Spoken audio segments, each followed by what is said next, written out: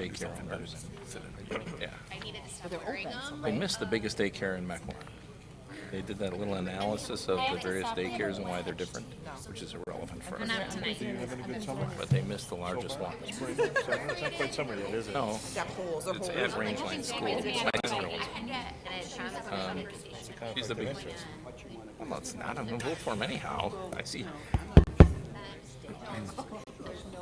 All right, good evening, everyone, and welcome to the Planning Commission for June 12th. Let's have a roll call. Okay. Commissioner Becky Schaefer, Here. Commissioner Stoker, Here. Commissioner Lemke, Here. Commissioner Jim Schaefer, Commissioner Hawley, Here. Alderman Worth, Here. Mayor Abendroth. Here, we have a quorum. Yes. First item is minutes of the meeting from May 8th. Looking for a motion. So moved. Second. Motion and a second to approve the minutes. Any discussion? Yeah. On packet page 8, the second from last paragraph, the word "not" is missing, and it changes the entire meeting, where it says Commissioner Worth agrees with Commissioner Lemke, and he feels that A is needed at all. It should be A is not needed at all. Minor change, but if we can make that change. Sure. Doesn't even make sense the way it's written. With that change, all in favor say aye. Aye. Aye. Any opposed? Minutes are approved.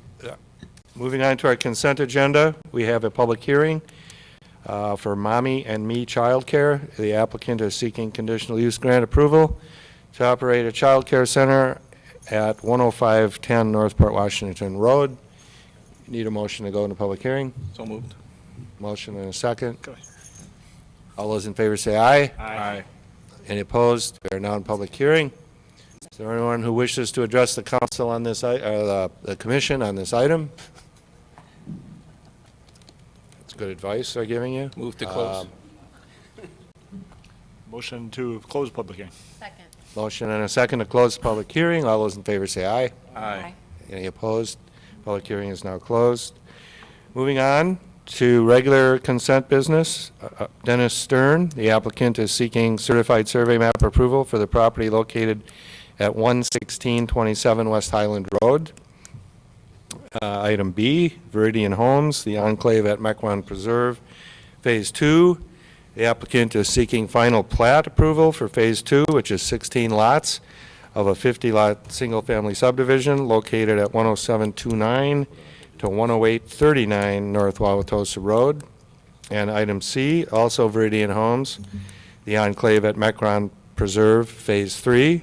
The applicant is seeking fill permit and development agreement approval for Phase 3, which is 17 lots out of a 50-lot single-family subdivision, also located at 10729 to 10839 Wauwatosa Road.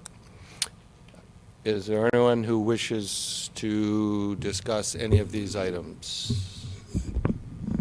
Alderman Worth. For the final Viridian Homes approval, I would like to amend it to add one additional requirement, Final plat approval? the final plat approval. And in Phase 1, there should have been a street light installed. It was a requirement of Phase 1. It's still not installed. And so I'd ask that we add that at the time of final plat, the previously required street light on Wauwatosa Road must be installed and operational. At the entrance? Yes. Oh, there isn't. They still haven't installed it. And I understand it's in process now, but it was overlooked.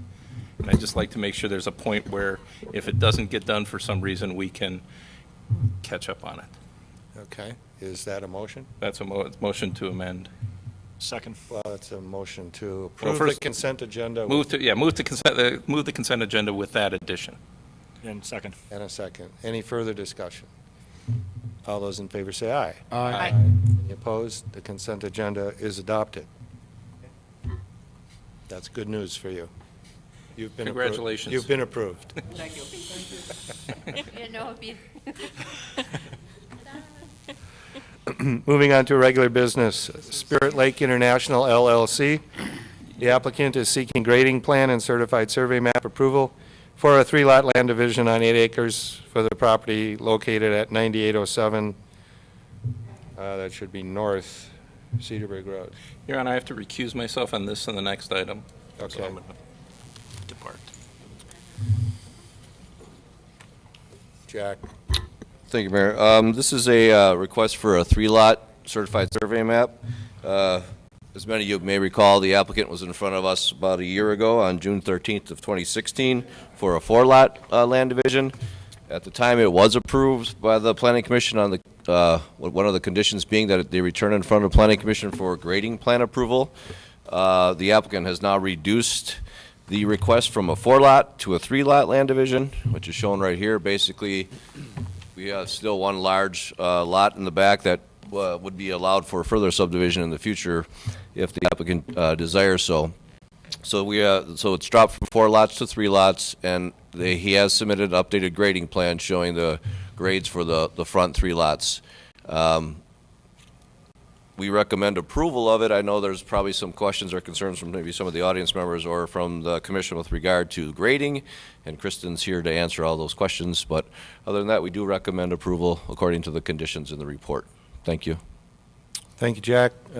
We do have 2 people that registered to speak. Robert Herda, 4525 Hiawatha.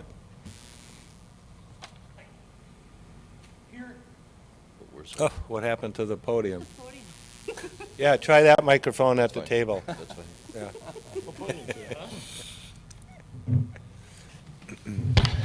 Hello. So what we're talking about is something from 10, 12 years ago, that all that dirt that's there that he wants to grade out was dumped illegally. I think we all remember that, don't we? Anyhow, how high does he propose to put his lots in relationship to us? Because I want to give you something here.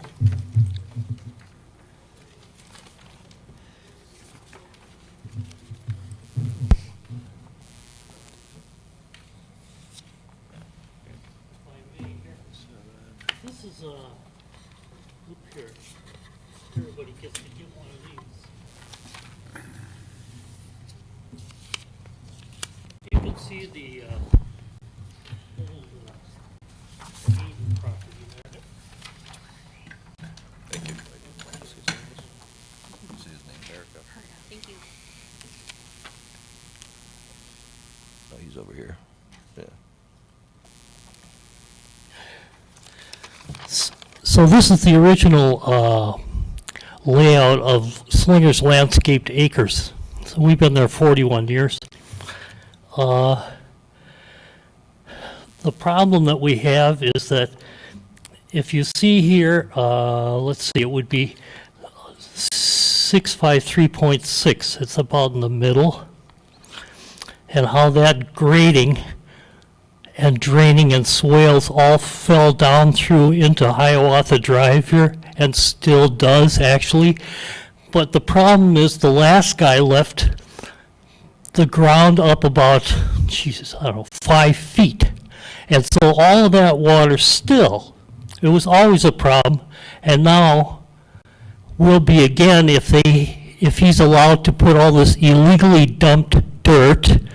The police chief at the time that it happened, stopped it, and it was dumped into the back part of the property, up to about, it'd be, well, would it be 4604 or something like that.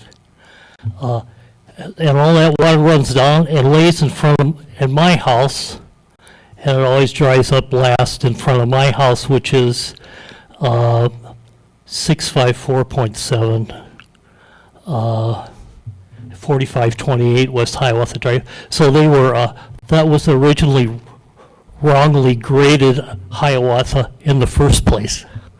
And so now what we want to know is how high does he intend to go? Because there are sins that he's covering, I suppose, or for some other reason now he's got to be higher than everybody else in Mequon.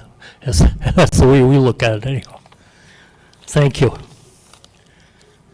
Is there someone else that want to speak? Should we, we'll let the second person speak. Mike Pritchard, 4700 Hiawatha. He's waiting. Yeah,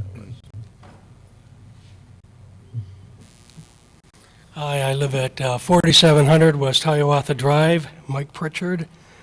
The dirt that Mr. Herta is speaking about is pretty much right behind my home, and I only worry about it because if I stand on my property in my backyard and I have somebody stand up on the dirt that's behind me, there's about a 10-foot elevation between the two. And I came to the city and the village once before, and all I want to do is make sure, I know this dirt is as a conditional permit, I believe, where nothing's going to be done about it. It's not going to be removed. But I would like to be on record as to request that this dirt be spread out over the 7 acres that Mr. Bursch wants to develop here. So there's not a home here, a home up here, and another home down there behind me.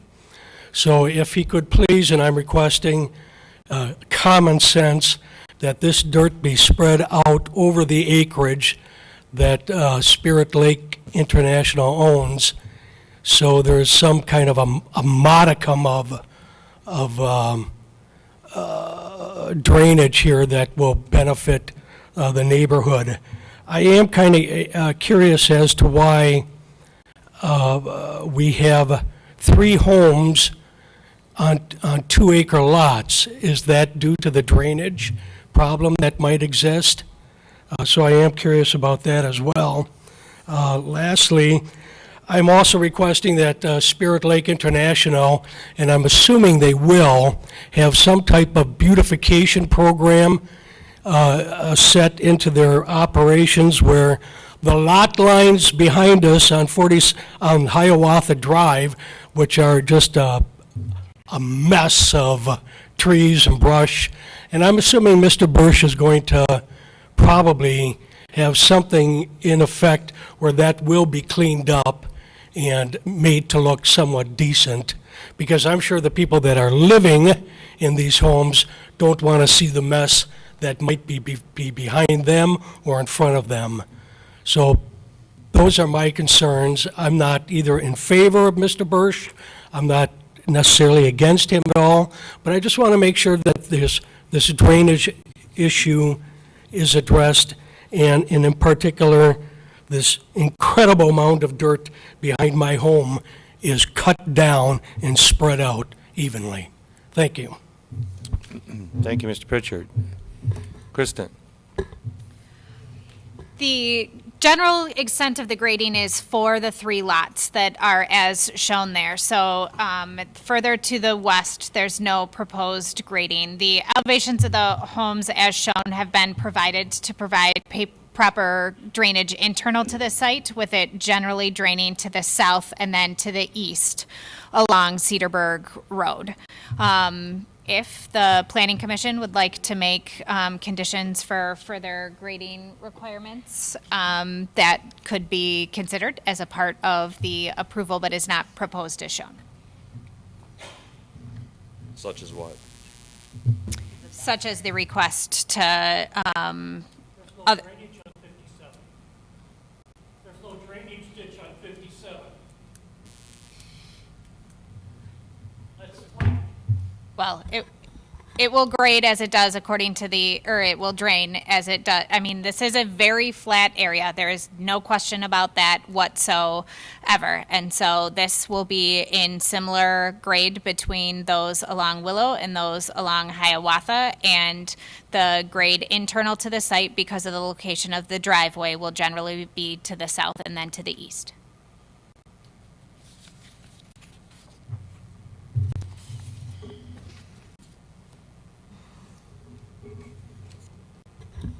Commissioners, any questions? I guess I noticed in Jack's comments how, it's certainly big enough for potentially you can't hear me? Sorry. I noticed how, You want to do this? I can't hear it. sorry, sir, how in Jack's comments, how the lot is certainly big enough to divide into a 4th lot, and how the commentary was that if we were to do that, there'd have to be a stormwater management plan. It seems like perhaps that's kind of the future of this neighborhood anyways, and that if we were to have that pond now, or the stormwater management plan now, that could address the concerns up front. Upon To be approval, clear, or they no? could do a stormwater management plan, and it could not require any improvements. It could show that with the existing grading and the swale that goes along the south property edge, that they're not required to install any additional measures. So just to be clear, even if we did require a stormwater management plan for the site, that doesn't mean that it's going to trigger any requirements for a pond or any sort of retention on the site. It likely would be addressed with either bioswales or, again, a regrading of the ditch along the south line there, which we could certainly do, but was part of the consideration in not requiring the exercise of going through and generating the stormwater management plan when it's likely to result in improvement similar to that shown. Is the ditch along 57, if they were to place that in there, is that cost effective? I have no idea how much that would cost. To reditch along 57? Yeah, just to, Well, they'd have to go through the approvals at the state. As we know, that's not our roadway, and so they'd have to coordinate that with the DOT. okay. Mr. Schaefer? A lot of thoughts. The first one's a question for either Jack or Kristen. Is there flooding in that area? As the report kind of talks about, there is depressions on the property that are lower than the floodplain, but it's outside the actual floodplain, and so it's not attached to the remaining floodplain area. To the west, or to the north and to the east, that's all within the floodplain. But this parcel just has some isolated pockets that are outside or within the floodplain. But the whole area is relatively flat. If you go from block to Yep. block, there isn't a lot of pitch, and most of the flooding is a backup from the river through Trinity Creek that backs up in this area. I remember driving it when we talked about it a year ago, and then talking about it at that time. So let me pause and hear what everyone else has to say and gather my thoughts. Question was asked how high the properties are gonna be, Right. since there's all the extra dirt that was dumped illegally. That's what we wanna know. Okay, so the Excuse me, yard sir. grades are shown on the plans. Excuse me, sir. The yard grade it's shown on the plan is 658 for all the properties, all three of them. Yeah, the property is being graded as it's shown here. And So what does that mean? How high? 658, at an elevation of 658. Okay. That's a lot higher than the rest of the land in the area. I just gave you the thing that said that. Actually, it's relatively keeping with the houses on Willow that are slightly to the north. And again, they're constrained by having to provide proper drainage internal to their site as well. They're going to have a new constraint with the driveway constructed along to the north. And so they need to provide drainage to be able to get the water to flow around the properties. And so they're in keeping with the existing drainage pattern to drain that to the south and then to the east. If I can, And that's where the water drains today. Correct. Correct. yeah, I And apologize. again, at a relatively flat, this is not a location of significant elevation change.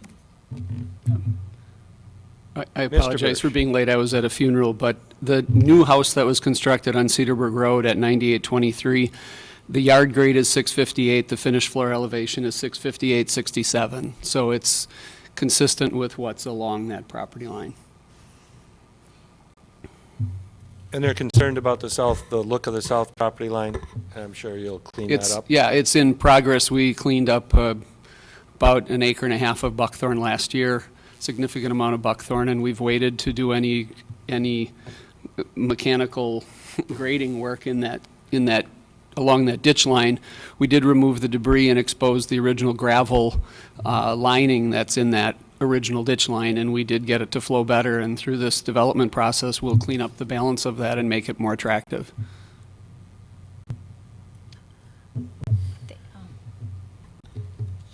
Mr. Schaefer? I'm gathering. So two things that maybe came up before you came in, and first related to that south border, which is also where the where the drainage is occurring, right? It's, Correct. Yes. so it's a delicate balance, right? Because you don't want to reduce too much because it's also helping with the drainage issue. If you have a lot of I don't know what that looks like. It sounds like perhaps there's a lot of like junk trees, like buckthorn and stuff. Yeah, there was a lot of buckthorn and things that were on slightly higher ground. There was some debris that had been pushed into the drainage Remember that from ditch last year. that was along the property line. There's a fence remnant that will be removed, but Okay. in general, we'll restore that drainage and slightly lower it to the east to create a better drainage pattern, or, better actual drainage, and we're proposing creating an easement, a drainage easement along there, so that long-term, the individual homeowners won't block that drainage Okay. that occurs there. And anything that's there that's valuable from a drainage perspective, like large, stuff that's helping to soak up the water, that all should remain, I assume. Right, yeah, but there really isn't, There. that was a, There's that not was, any? yeah, that was a ditch, that was a functional ditch between the edge of the greenhouse. It's Okay. too flat for erosion to be generally a large issue, so the maintaining any sort of plantings in that area with natural growth over time, it Okay. should be fine. Then there were questions about just kind of maybe like, almost like a landscaping plan to make that, a little, that was not the word that was used, that's my word, but something to make it more attractive, because it sounds like perhaps it's not, but it also sounds like what you're saying, although there's no official landscaping plan, that you're trying to do, remove the things that are less desirable, the buckthorn, the debris in the fence, things that are Right. certainly not supposed to be there. And are you adding anything there? These will be 1 acre residential lots, and the homeowners will certainly do some landscaping. Okay, so it's on them. It's not something that you correct. would do as part of the development. Right. Okay. The other thing that came up before you came in was the back portion that's no longer, so it was 4 lots and now it's 3 lots, so the west, sorry? Yes. The furthest west portion that's Yes. kind of remaining untouched. But it sounds like perhaps it was,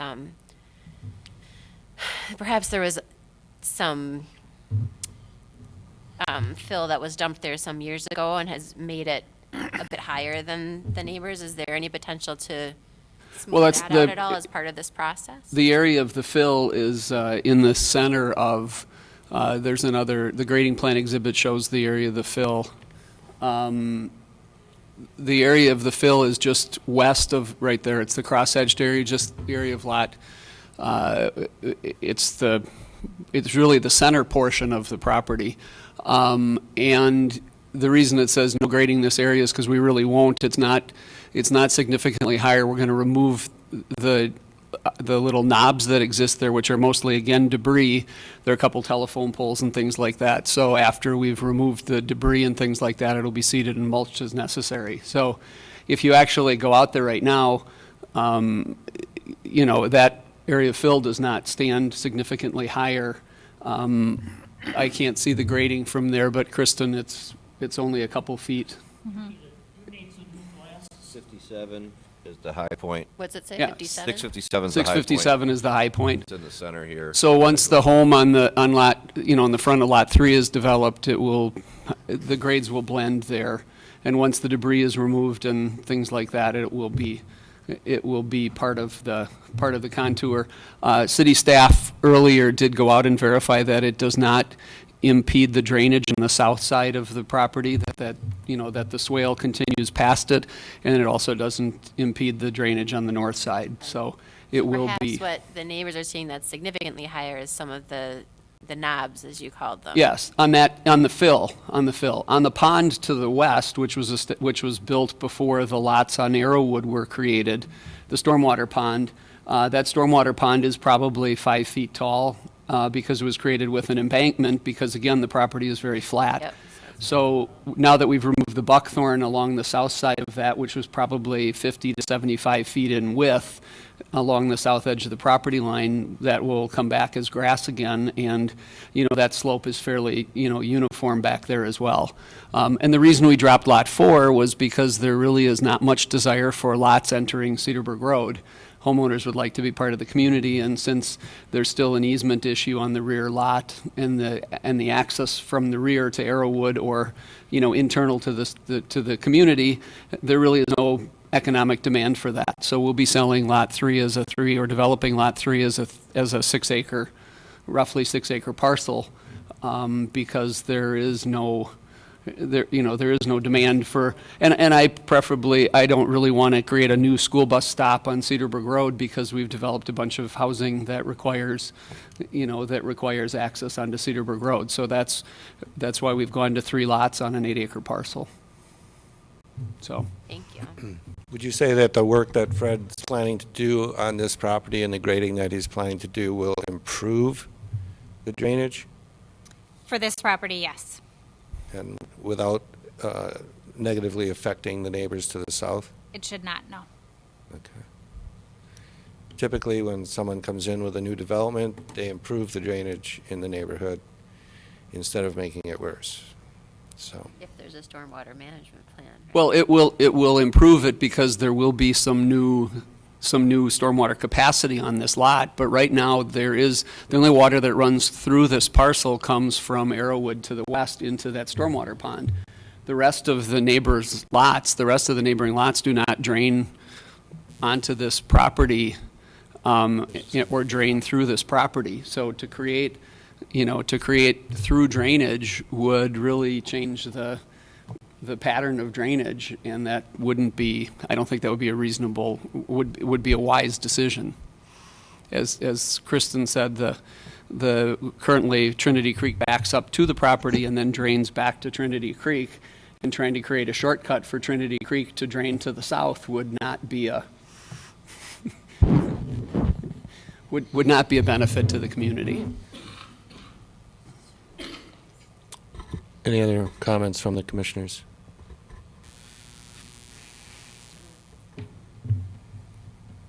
Looking for a motion? For this item? You're going to have to sit next to Fred. Paul Schumacher, 4808. Hiawatha? Yeah, I just wanted to, we're actually west. I just learned tonight that we are actually west of where that last lot is on number 3. But I think what, and I've lived there for 20 years, a little over 20 years. And the main problem I think that we're all concerned about is not that there are homes going up back there, but that ditch that lies at the right on the property line between their property and our property. And that ditch has always been a problem. I mean, I don't know why.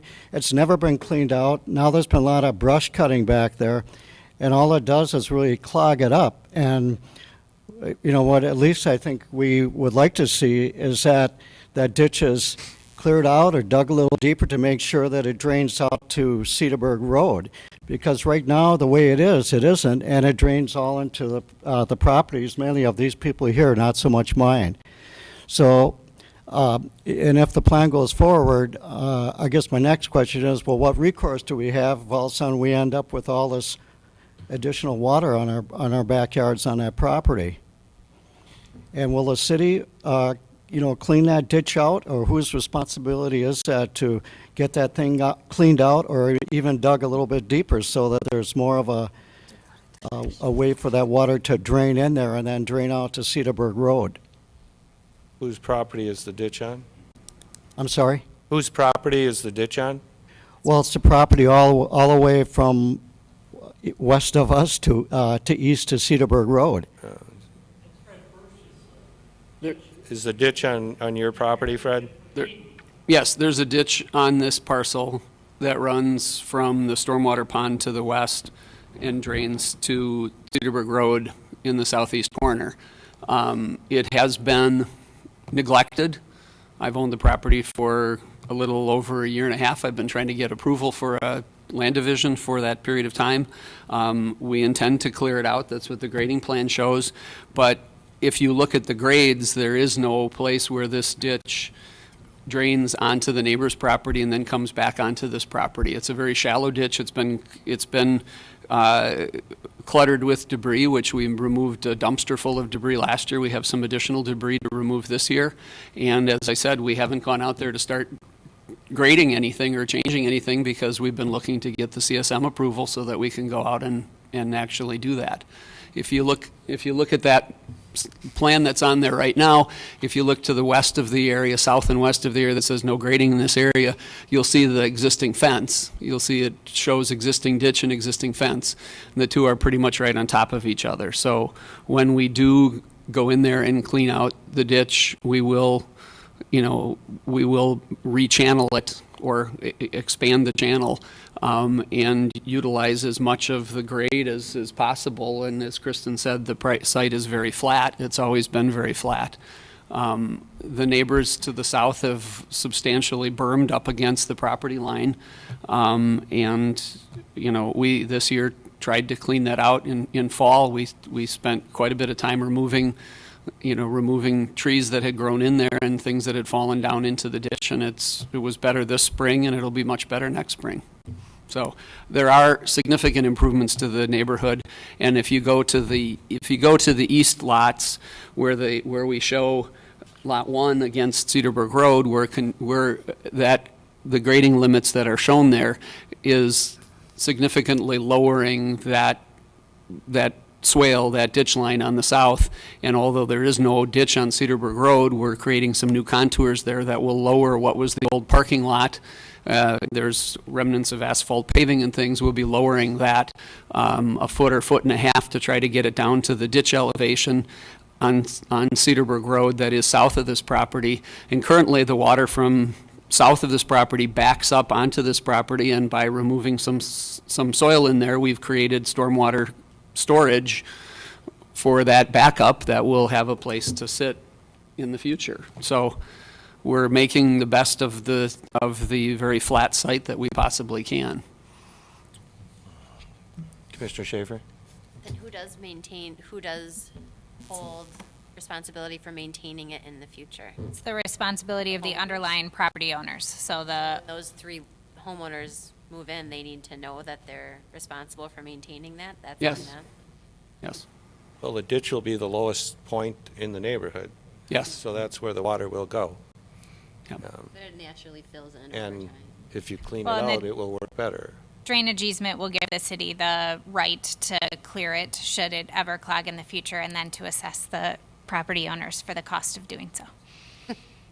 So that's it, that's part of what we talked about. There is going to be an The easement. drainage easement is proposed, yes. Okay. Mr. Shaver? In addition to cutting the buckthorn, are you going to regrade it and reseed it? Because if you don't reseed it, it'll go right back to buckthorn. Yeah, we're going to, we have some stump removals that we want to do as part of the grading, because some of the buckthorn was 12 to 14 inches. It was very substantial in size. So we'll do some stump grinding, and then we'll fine grade it. There's very little grading to do because the contour change is only a foot or two here or there.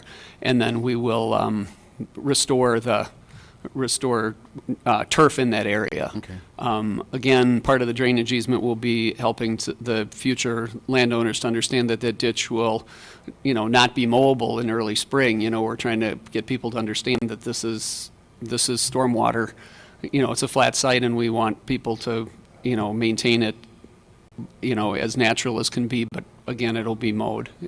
So we will restore the grade and the turf. Okay. I'd like to make a motion, but first I have a quick question. Is there a homeowners association involved with the 3 lots? No, the goal here is not to have a storm homeowners So really, association.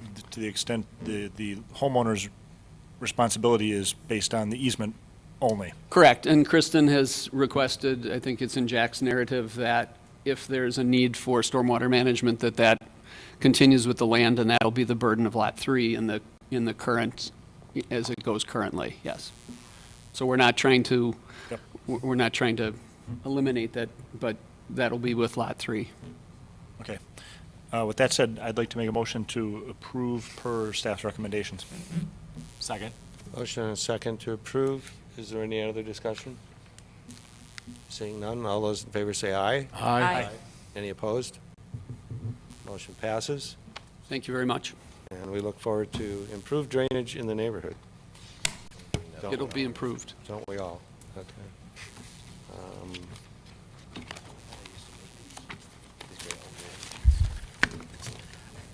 Move on to the next item, the Hoff Group. The applicant is seeking consultation for a proposed residential side-by-side condominium project that offers 3 buildings with attached garages totaling 6 units, which would be located at 10950 North Cedarburg Road. Thank you, Mayor. This is a consultation. Many of you are probably familiar with this property. This is directly behind the Riverwalk Highlands, the 96-unit apartment building that was constructed a number of years ago on Cedarburg Road. Right now, the area is zone B3. There's 2 existing office buildings. One is shown on the concept plan that was built late 90s, and that's in pretty good shape, and that would remain. The second office building is located where the 6-unit development would go. That building has been vacant for quite a while. It is in rather poor shape, and it would be raised as part of this process. The concept plan, again, shows a line being created between the property to the south, which will remain B3, and the property to the north, which would be rezoned to R6. There are some issues with the rezoning in terms of the technical standards of the code. The R6 has certain requirements that the plan does meet, but then there are also certain requirements that the plan does not meet. There's very limited opportunities to be granted waivers to those requirements, especially to the setback requirements to the neighboring property to the north. That's probably the most difficult one to deal with. The site is too small for a PUD, even with the office development, so we could not use a PUD to help with some flexibility with regard to development. The only other option would be to include the Riverwalk Highlands property as well as these 2 properties in one overall PUD, and then that would give them the acreage necessary to take advantage of the flexibility.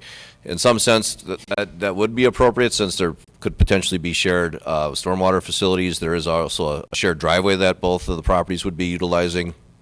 I did speak with the owners of the Riverwalk Highlands on the phone today. They didn't take a stand one way or another on the development process. They just basically made the comment that with the lending situation they have with their property right now, any kind of rezoning, even if they wanted to, would be highly difficult for them. So they don't think that would be an option, which I had said I would pass along to the commission. So absent that possible path, we would have to look at maybe potentially changing some components to the R6 zoning district then, which would apply district-wide, and we would have to review those to see whether we felt that was not opening up a can of worms for future development.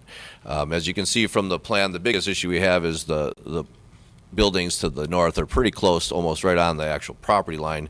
It does not obviously comply with the 20-foot side yard setback. So in terms of the land use, again, the area, going to bring up the zoning map to kind of give you an area. Here's kind of a blowout of the area.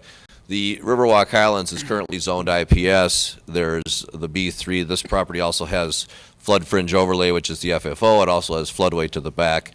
There's R3 residential 1 acre to the north and to the south. So when we, you draw plans in zoning school, you don't necessarily put it this way, but the B3 and the IPS and the R6 are all used as basically transitional zoning to our residential areas. So I don't see a big conflict between the different zoning types there. I think the biggest issue is how can we get achieve that meeting the technical standards while still making the project viable for the developer. As many of you also may recall, about a year ago, the floodway was redesigned. They had a modeling completed by M2 Engineering that actually reduced the amount of floodway on this property. And that's important because floodway obviously cannot be filled in. You have to maintain the floodway district as is. The flood fringe overlay does allow for limiting filling as long as you don't raise the flood elevation level over 1/100 of a foot. So, and then this type of project, you wouldn't probably come near that standard. So overall, I think the applicant, we discussed all the issues and parameters with the site. The applicant wanted to get feedback from the commission before he decided to move forward. In terms of architecture, the applicant did submit some plans of some previous projects. I think the most well-known of those are the Elm Street condos in Thiensville, which I believe most people give a fairly high review of. So we were confident that the developer would do a high-end project in the area. He values the improvements about $2.7 million, so it would be a nice development for the city. It's just a matter of whether we can get there or not with regard to meeting some of those technical standards. So with that, I'll leave it open to the applicant. Again, there's no action taken by the commission tonight. This is just basically to get your feedback on the proposal. Thank you. Let me ask a question. The road that comes in that goes to the office building, Yes. if you move that, because that crosses the property with the condominiums. The road comes in off Cedarburg, it goes through the back of Riverwalk Highlands, and then it crosses the residential, and it would feed the office building as well. So he's asking if Okay, they so this would be a separate piece of property, and that road would be an easement? Well, there would be two issues. There's two ways of doing this project. He could, one, do a condominium and keep the office as a condominium, and then have the units as condominiums, and then it would be overall one parcel. Or you would have to break it into two and have the bottom parcel be zone B3 and the top parcel R6. The condominium route would potentially deal with some of the issues of setbacks between the two properties, but it doesn't deal with the setbacks to the north or to the east. Now, to the east, there's also a large outlot that is, majority of its floodway, and that is 2/3 owned by, I believe, the property owner of this piece, and 1/3 owner by Riverwalk Highlands. So there potentially could be a shift to the east with the property line, but that becomes difficult because of the ownership issues, as well as the fact that we use that outlot area as green space, as part of the green space calculation and density calculations for the Riverwalk Highlands. So we'd kind of be double dipping there a little bit. I don't think east is the biggest issue. I think north would be the more difficult one to achieve. But yes, there would be a shared access agreement between all three properties, and I believe there's already one in place right now for that driveway. There is no access to these back two parcels from the south. That's an entranceway for Riverwalk Highlands only. If you move the driveway to the west, wouldn't that give that parcel more space? Sure. You mean shifting this section over west? Mm-hmm. Yeah, that's a possibility. Because then you could, I don't know, maybe you could redesign it to Right. to meet Again, the those- hard part, I think that would probably achieve some of the issues with the east, but the problem was with this building here, and there's really not much place you can go with it to meet that setback to the north. That's the difficult one. And other than dropping down 2 units, and I believe that's one of the applicant has an issue with in terms of economies of scale and making a profit off the project. So that becomes the biggest issue. So you mentioned dropping 2 units. Would the applicant consider the northern side-by-side becoming a single unit, so you're really at 5 units instead of 6? Does that make it economically non-viable? Hey, David Hoff here with the Hoff Group. Hello. How's everybody? So we've had multiple iterations of site plans trying to figure out how to crack this nut. The problem is really it's a tight site, and with the improvements that are necessary, it requires 6 units in order to be viable.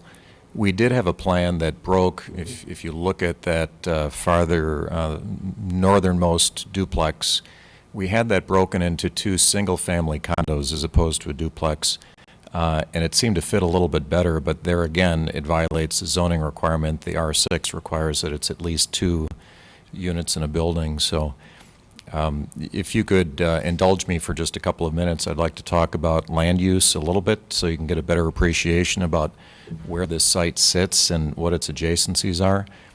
Jack, could you scroll down, and here let's go to the orientation plan just below that, Jack. Sure. So that's a plan that shows the existing improvements. As Jack mentioned, if you look on the bottom to the south, there's an existing very nice office building. Although as nice as it is, we can't seem to find tenants for it after trying to broker it for 2 years, which is one of the problems. And then the other property you see immediately to the north is a little bit more of a sprawling footprint. That's the building that is currently dilapidated. It hasn't had power or electricity for 10 years. The roof is leaking, animals living inside, etc. So we would like to remove that. And in standing on that site, you can see a series of arrows. There's 6 arrows there, and we took photographs from that site looking in those directions. So Jack, if you can scroll to the photos. They're below. And I'd be happy to orient you to say you were looking north and south and east, but if you just scroll through the photos, you can sort of see that this site is completely isolated. To say that it's buffered by forest is an understatement. It's literally not visible from the roadway, it's not visible from neighboring properties.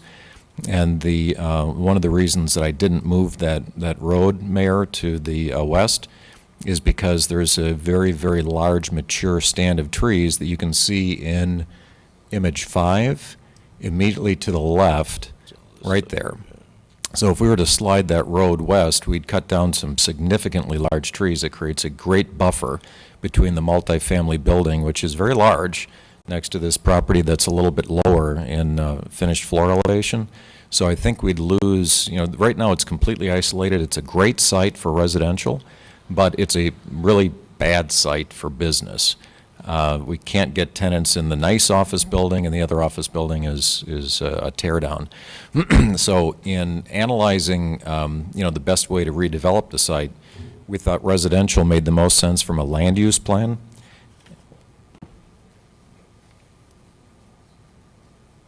Highlighted all the single families. Oh. Would you mind if I? Sure, that's what you want us to do. We can do it. You can sit down and talk.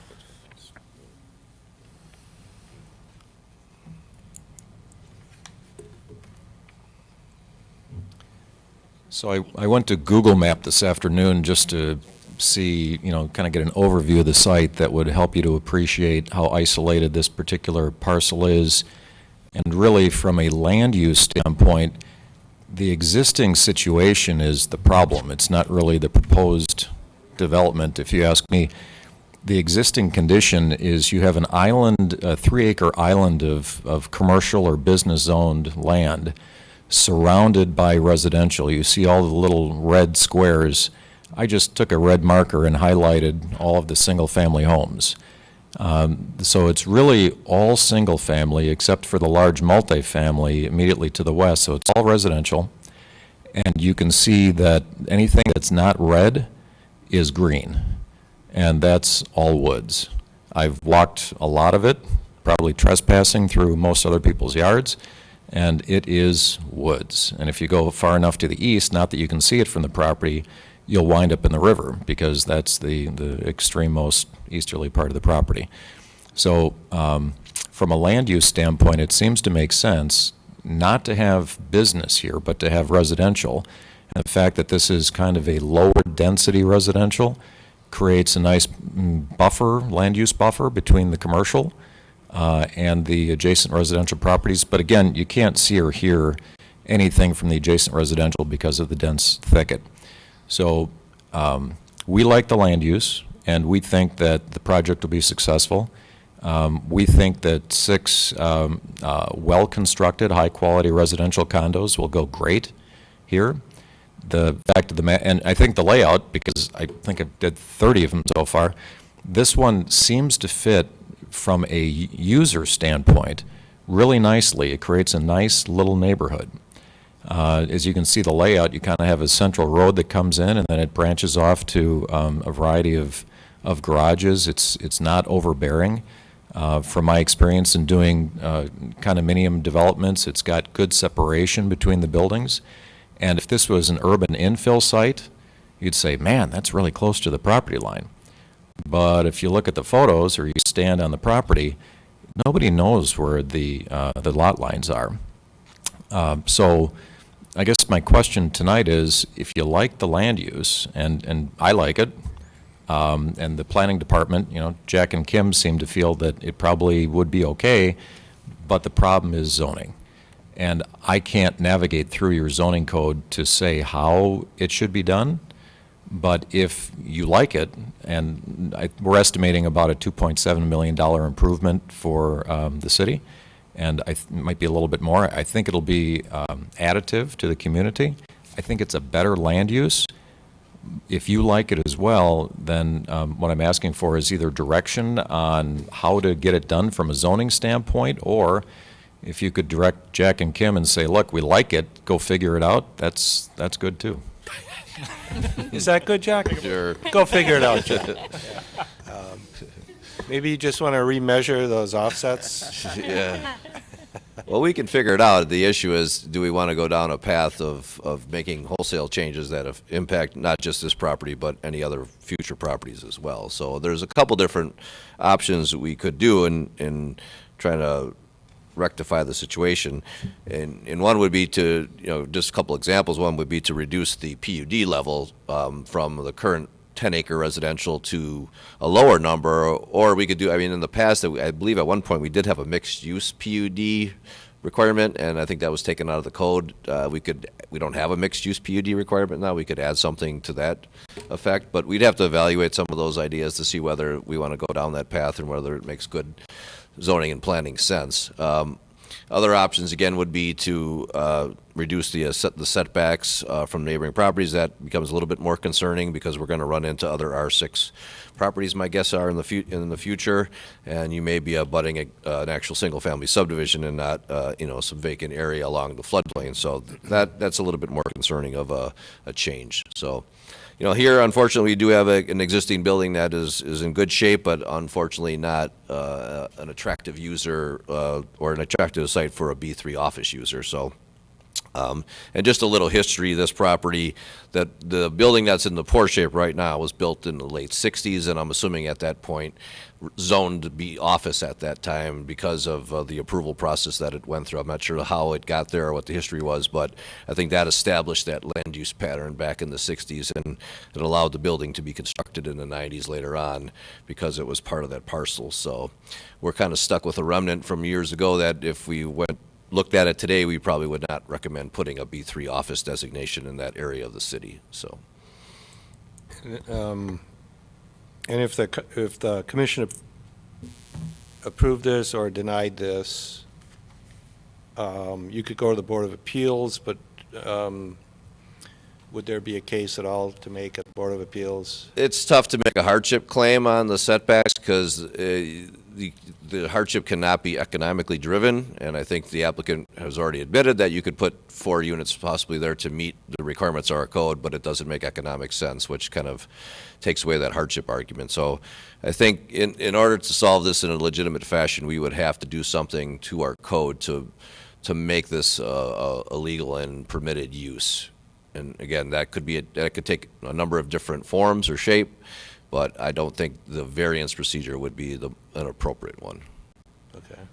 And could you, instead of having 3 side-by-sides, could you have 1 building with 6 units, 2 buildings with 3 units? Sure. We've, like I said, I've laid this out using multiple units per building, and have found that the multiple units in a building, a 3-unit or a 4-unit, is not nearly as desirable in your city. And so the price points would be lower. We'd still maintain high quality, but it would impact the sales pace and the price point. The duplex is a very nice model, and the duplex on this site, like I say, it fits well and it's a good land use. If this was an apartment project, then I think if we used 6 units in an apartment, that might be a solution. But I'm getting a little worried about the apartment run seems to be ending here. And, condominiums are typically a little bit higher class, and I think fits with the city of Mequon a little bit better than apartments. So is there anything in your ordinance that speaks to blighted properties? Nothing that would benefit this particular situation, I don't believe. I have a few comments. We could order it torn down, but that doesn't help you. That doesn't help either, no. Commissioner Parrish? Just since this is a concept review, thought I'd give the developer some feedback. Thank you for coming forward for feedback. Obviously, you spent some time for this, so thank you. Was excited to see you were doing condos. I think we definitely have a market for condos, and you guys have a good reputation for condos, so we'd like to see you proceed at this site and potentially other sites in Mequon, because there'd be a huge demand for them here. Good. As it relates to this site, I was also thinking about perhaps a more dense structure, perhaps more in the middle of the site, so that we didn't have to, compromise so much and figure out so many alternatives. I was even just thinking in my head, hey, if maybe there's even 10 condos on the site, or just a bigger structure in the middle of the site. I don't know anything about the condo market or how that would lay out construction wise, but I would certainly be in favor of more condos and a denser structure in the middle of the site that didn't require as many, that complied with the setbacks and provided a nice living environment, I think that would have a huge demand in Mequon. What other feedback was I going to give you? Well, let me respond to that one while you're cooking up the second one. Sure. So when we were looking at this for an apartment project, and you can sell apartments as condos, it's not Sure. particularly successful in the suburbanized market, but it can be done. However, you really need to give people in Wisconsin enclosed parking. Yep. And all of these condos are 2,000-ish square feet, two-car attached garage, everything that you would want. If we packaged 6 units or 10 units into a footprint, we would need to give indoor parking somehow, and that typically takes the form of underground or at-grade parking. So because of the floodplain elevation here, we can't go underground. And so if we went at grade, that means the first floor of this structure would be all parking with an elevator. That's not a desirable product. I think we'd have trouble. Maybe as an apartment we could get away with that, but not as condo. And we also have an issue in the R6 that it limits between 2 and 4 units per building. So if he's got more than 4 in a building, then he's out of the R6, and then we're looking at an RM, which is our multifamily zoning, which changes things, dramatically at that point. So I guess in conclusion, I agree that the site as a standalone, certainly as a standalone, it's isolated, setback-wise, no one's going to see it. If it's encroaching on the neighbors or what have you, there's no issue to it. It's kind of a slippery slope if we rewrite the whole zoning code. So with that said, I wouldn't be opposed to staff spending some time to see how much it would affect the rest of the properties if Sure. we were to. I mean, I think we can look at some of the different, we're not going to, I don't think we'll take the plan as is and try to Sure. customize a code to meet the plan, but we can look at the code itself and see if there's some changes we can make to allow some flexibility. Again, one thing we could allow, right now, it's a permitted use for the side-by-sides. We could change that to conditional use, which then allows the commission flexibility. You're allowed to give waivers to a conditional use, which seems a little bit backwards in a sense, but that's the way our code is written. So that's another option. So we can look at all these different options, kind of flesh them out and see which one we feel is the most appropriate that would work with this site, but is still, Sure. something that makes sense for the overall R6 zoning district citywide. Were you able to assemble any additional land to the north or south? It's, we don't really have a plan here that shows it. Maybe go back, Jack, to the photographic plan there.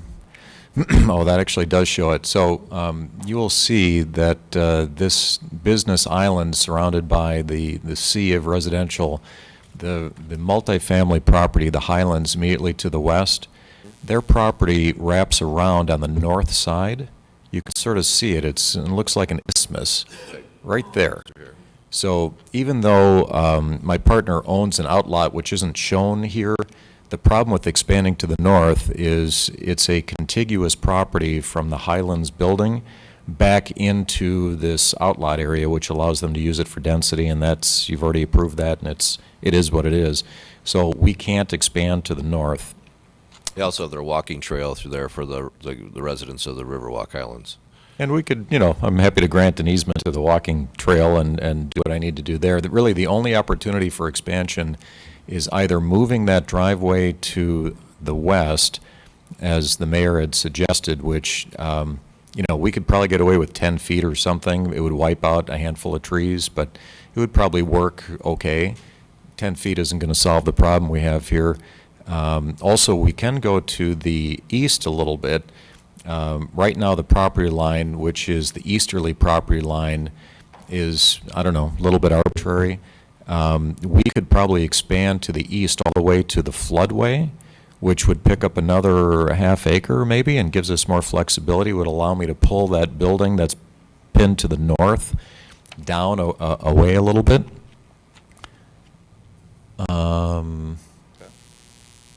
That's your zoning map, Yeah. but the floodway is actually not the entire crosshatched area, Jack. This is our floodway from zoning perspective. There's a FEMA floodway that doesn't match at 100%. So it's hard to show what that looks like. But again, with the concern we have we'll have to go back and look whether there's any ramifications to the green space requirements and density requirements that Riverwalk Highland was granted for that land, and see what kind of flexibility we have there as well. So, And since he owns both parcels here, so that's why you suggested that a PUD. well, I did Could work. when speaking with Riverwalk Highlands on the phone, they were like, what, concerned, like, why would we want to grant a PUD? From their perspective, I said the flexibility would be the fact that through the PUD, they could have some further restrictions on what the ultimate use of that other office building could be. I'm assuming since they have a residential development there, they would probably not want to see a restaurant, which would be conditional use in the B3 if it's part of a multi-tenant building, or they might not want to see a little bit more intense uses of that office building because they do share a driveway there. So I did, basically say that would be a benefit for them to be able to have some control or restrictions on what happens behind them. But their lending structure, though, is so rigid, they basically said there was not much they could do to change the zoning at all on that property, so they didn't seem interested in it. I was just suggesting that if Mr. Hoff owns the office building, make that whole property a PUD with an office building and 6 condos. It still doesn't meet the requirements for land area. That's where we would have to change the acreage for the PUD. Okay. Because for a strictly residential PUD, it's 10 acres. For commercial PUD, it's, I believe it's 2, but since there's residential on this property, I don't think we could use that. We could, again, do something with a mixed-use PUD to have a 2-acre minimum, similar to what we do for the commercial. That would probably be the easiest option, but again, we don't see a lot of mixed-use PUDs other than what's in town center. So we'd be almost creating an ordinance for the specific property, which we don't always want to do either. It doesn't make no sense. So, but we can look at that among other options. I think we just wanted to get some feedback from the commission how they felt about the potential for side-by-sides in this area versus the B3 office designation. I think the land use is a good idea. Absent executive privilege, there's not much I can do about it. If staff can come up with some ideas, I'm sure they'll be talking to you. So if we can figure out the zoning issue, and we brought back a plan that was similar, 6 units side by side, is the Plan Commission generally supportive of this design, this type of product, this land use? Sorry, I have to ask a question. Can I ask who the tenant was? Is- Stratagem in that building? I'm sorry, I can't hear you. Sorry. Was Stratagem, who was in that building before? Is that Stratagem? Is that the sign that you see going down that long Right, driveway? that's a software developer, isn't it, Dave? But they're no longer there? They are. They occupy a percentage of that building, So you have empty, okay, so it's it's not a single office. and they're not going to be remaining there, I Okay. don't think, much longer. And while marketing this building for the past 2 years with CB Richard Ellis, the comments came back, it is a gorgeous building, and it's a beautiful setting, and there is no frontage, nobody would ever know you're back there, and nobody's interested in doing business back there. So actually, my partner is going to move his corporate office to this building in order to have a tenant there. It's the only way we can get an occupant. That was where I was going, is my only, I like the idea of the side-by-sides. I love the Thiensville condos. I think my whole family loves those condos. My kids want to move there, actually, so they'll be closer to the farmer's market and Lion Fest.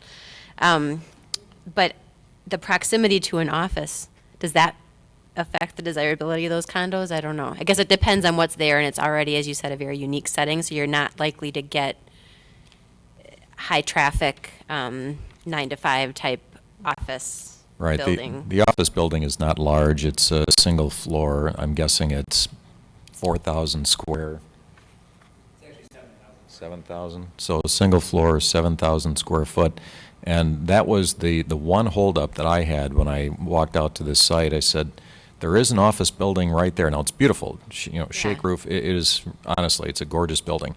So I wasn't sure if, the condo market would look at that and say if that's a problem. Jack, if you scroll back to the photos, I think it's photo number 3. No, try 2. Let's see, which one is it you're looking for? 4? 4, okay. Pointing down. I was close. That's this Okay, one. so that's the view looking at the office building from the site. That's But that wasn't enough for me, because I went out there in winter, so I got, what I thought was the expert, the best market precursor that I could find, which was my wife, and one of her divorced friends who was looking for a condominium. And I took them out to the site, and I walked them around, and they said, "Oh my God, this is just perfect." I said, "What about the office building?" And they're like, "What are you worried about? With all these trees, with this, this type of setback from the road?" So no, I no longer am worried about the office building, Okay. because my wife told me not to be. That's wise. Thank you. Okay. Well, sounds Staff? like we'll keep plugging along and try to come up with a solution that maybe can work with the applicant. Yeah, now that we know what the problem is. Good. Okay. Thank you very much. I appreciate it. Thank you for your interest. Thank you. Moving on, Concordia University, applicant is seeking building site plan approval for a new 6,000 square foot pole building that will allow for baseball and softball teams to practice pitching and hitting year-round at 12800 North Lake Shore Drive, right next to Capco Park.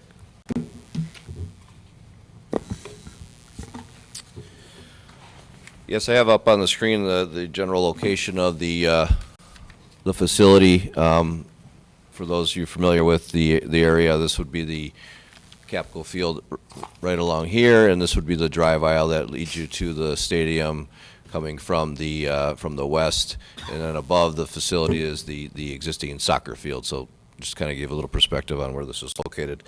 Again, this is a 6,000 square foot building that'll be used primarily for a baseball and softball training facility. The structure, and I'll bring up a picture of it, is basically a metal standing seam building. Here's the color elevations of it. Doesn't really come out very well on the screen, but that's a bluish color that is similar to the color of the Capco Field. There are 2 overhead doors on the north elevation. There's an overhead door on the west elevation.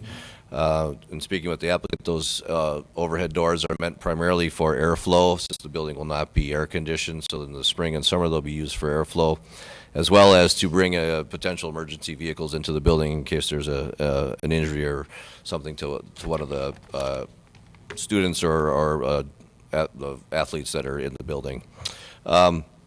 We've worked with the applicant, gone back and forth several times on the architecture of the building. I guess that's staff's biggest concern.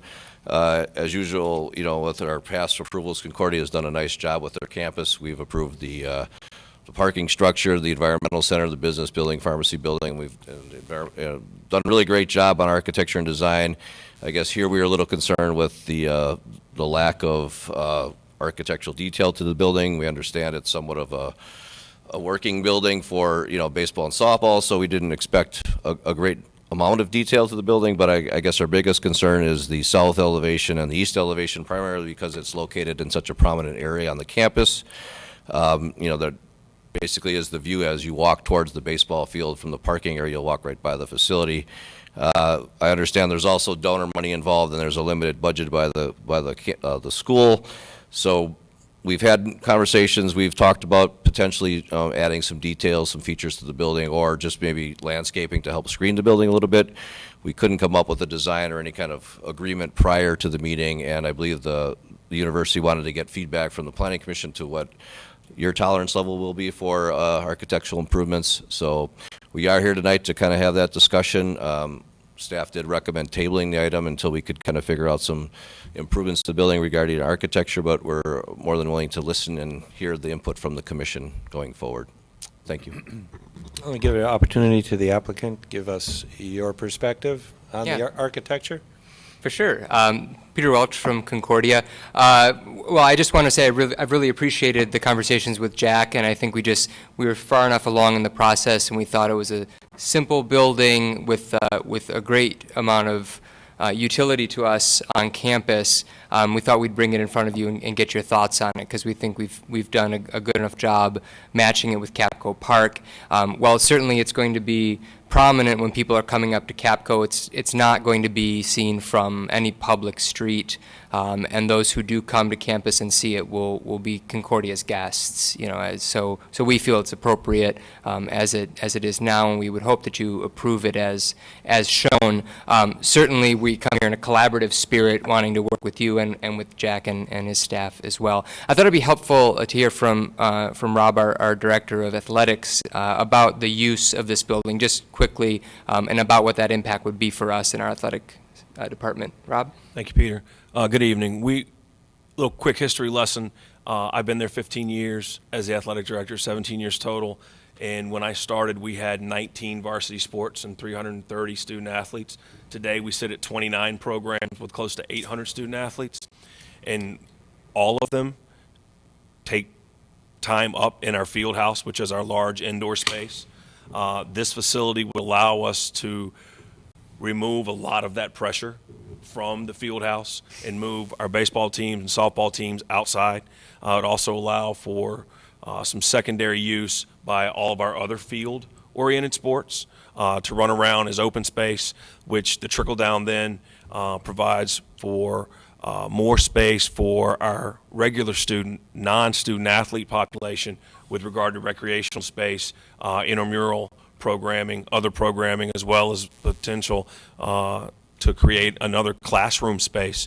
There are activity classes that can be taught in this space as well. So we believe that although it may not be as large in scope as perhaps the air bubble project was that we had brought to you, this does address a lot of our needs and is something that we could do within our financial scope and capabilities at this time.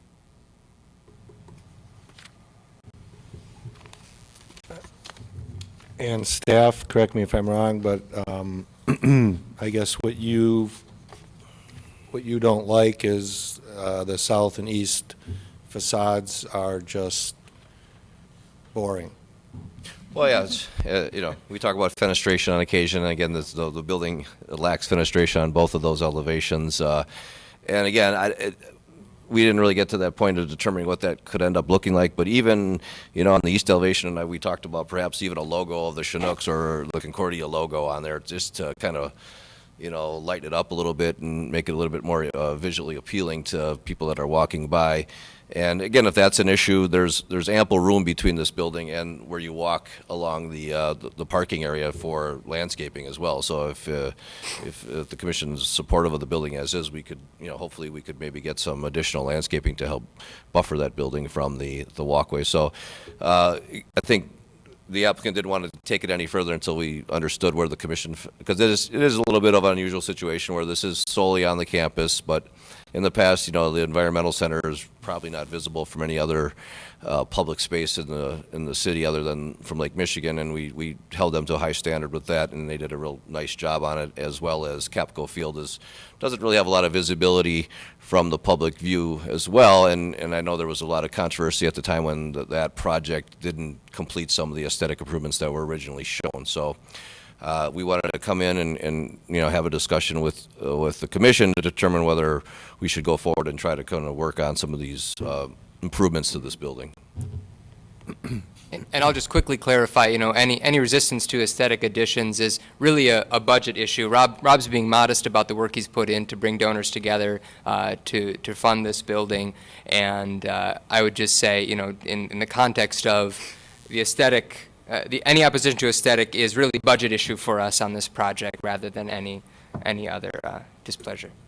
Yeah, I can understand the use and why you want to do this, and when you look at, well, you should have windows or doors, but you don't really need those, and so that's sort of inappropriate. You could paint a stripe down the middle of the building, but that would be kind of silly. But I thought of the same thing that Jack mentioned, was planting some shrubberies along the building so that you're not just looking at a plain blue wall, and that's not a budget buster, is it? I mean, define shrubbery. I just put landscaping in my house, and I was shocked at how much a little flower costs. But now, there's some willingness and some capacity within our structure, within our funding capabilities right now. To say that we're shoestring tight would be an overestimation, but to say that there's fluff would also be. So we're If you'd come to Arbor Day, you would have got all the trees for free. This big. Yeah.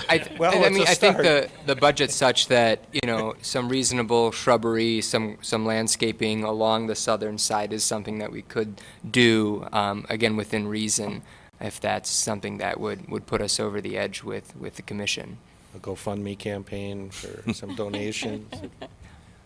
I'm going to go to the architect here and hear what he has to say. When I saw this building, I was less than Use the thrilled microphone. with the design. I think you have a lot of the other buildings have great architecture. They have a lot of articulation. They have quality. I'm sorry, I'm having a little trouble hearing you. I said when I first looked at this building, it lacks the architectural design that the other buildings have. It doesn't have the quality materials. It doesn't have the articulation. It's a machine shed. Mm-hmm. And I really don't think that any embellishments you put on it are going to improve it. It is what it is. Lipstick on a pig, right? And I really think you have to start with a different design, something that is a little more quality and is in better keeping, even with Capco Field. Mhm. So, Thank you for your comments. Mr. Worth? We don't tell people how to decorate their living rooms. I don't know why we would tell them how to decorate the interior of a space that isn't a public space. This is not a public building. This isn't on a public road. It's not visible by the rest of the community.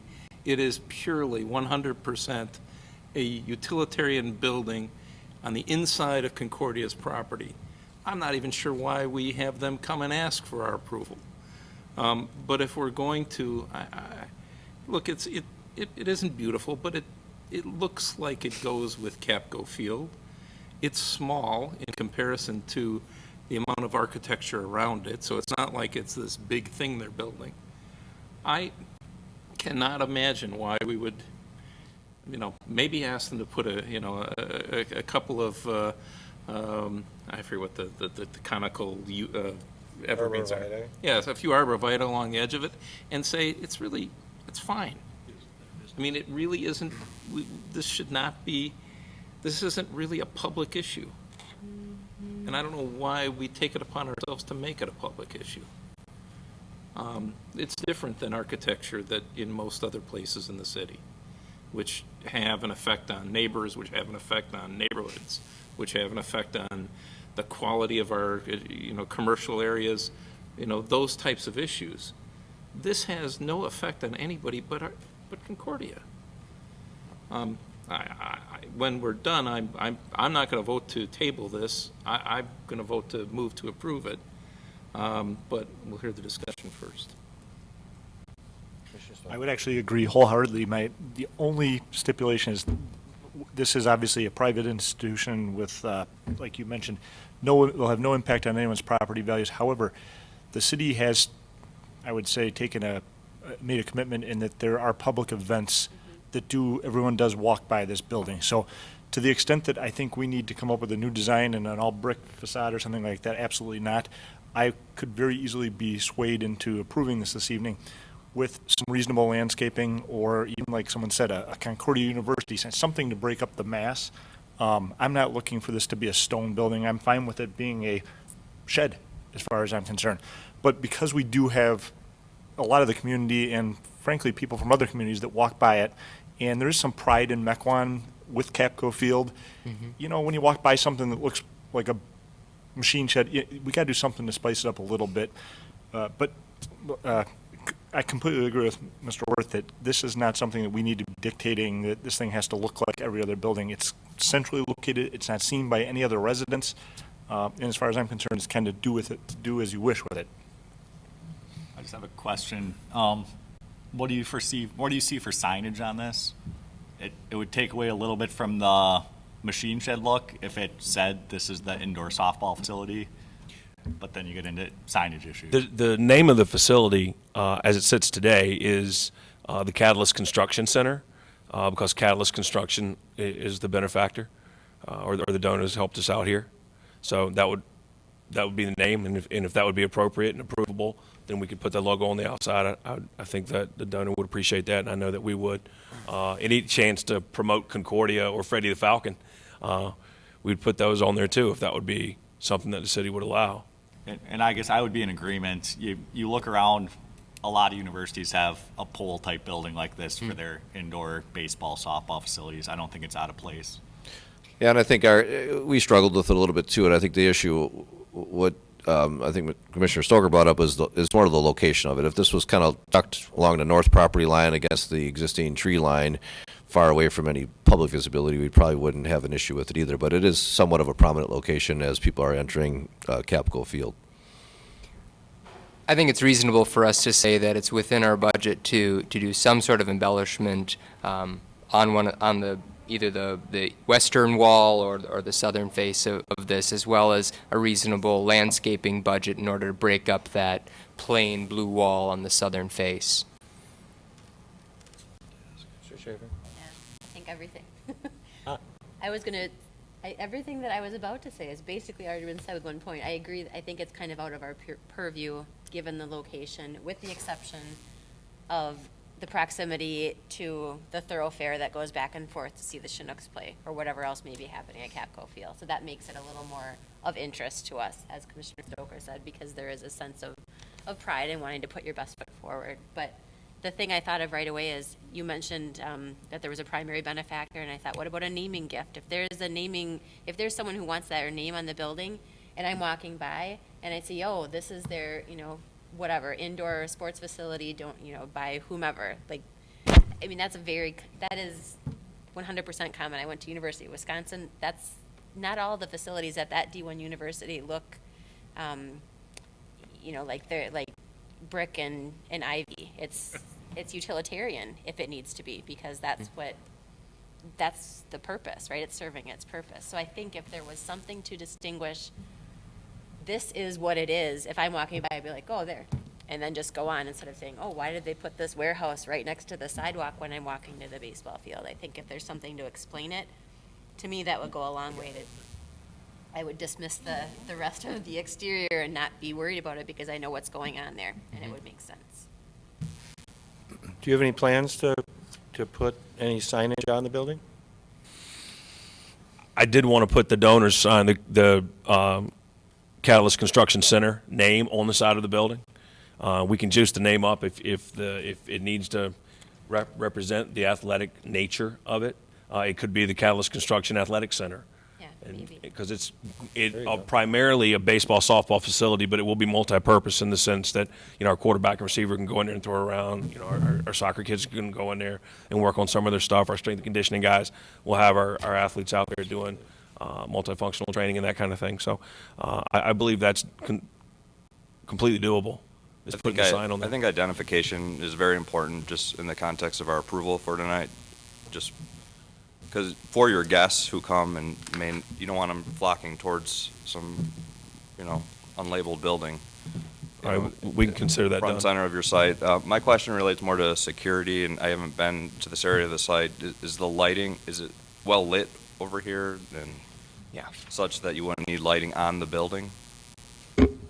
Is this building at night going to be well lit all around, all four sides? I don't. It's right along one of the main, okay. the road around campus. It is well lit. Okay, so no need to put lighting on the building? No. Okay. Thank you. Mr. Stoker. Two questions. Following up on the lighting, is there any requirement for lighting? My guess is when they go through their building permit approval process, they might be required to have lighting at least at the ingress-egress doorway. But that's typical, something we approve at a staff level. It's typically not shown on the plans. Second question is, what limitations to signage are we going to? Well, yeah, I didn't bring up this word, but what? Can't go on the roof, so we'll have that, like we had with the Homestead Pavilion for the concession stand. There are constraints. Again, typically on a standalone building, it's 2% of the wall area is kind of the maximum. So depending on what facade it went on, I mean, on the south facade, you could have a decent sized sign probably. We approve it tonight, and then they come back for the sign once they figure that out? It depends. If they want a sign that's larger when the code requires, then you'd have to have it back in front of you for a sign waiver. If it meets the code requirements, we can approve it at a staff level. If you give the direction, that's where you want to go with this. Commissioner Worth? I'd move to approve, subject to some modest landscaping as approved by staff, signage that either approved by staff or they come back if it exceeds the 2% limitation, and subject to, this is one of the requirements in the memo, subject to receipt and satisfactory review of stormwater calculations certified by a professional engineer indicating that the existing pond has sufficient excess capacity to accommodate the increase in impervious surface. Second. Okay, motion and a second. Is there any further discussion? All those in favor say aye. Aye. Any opposed? No. So it's 1, 2, 3, 4, 7 to 1, and that is passed. Thank you very much. Thank you very much. Thank you. Mayor, Yes. the applicant that was before us regarding the final plat has requested reconsideration of the requirement for the street light to be installed prior to approval, as he cannot control We Energy's installation. Plat approval for phase 3, right? Yes, That is a requirement of phase 1, wasn't it? of the development agreement, yes.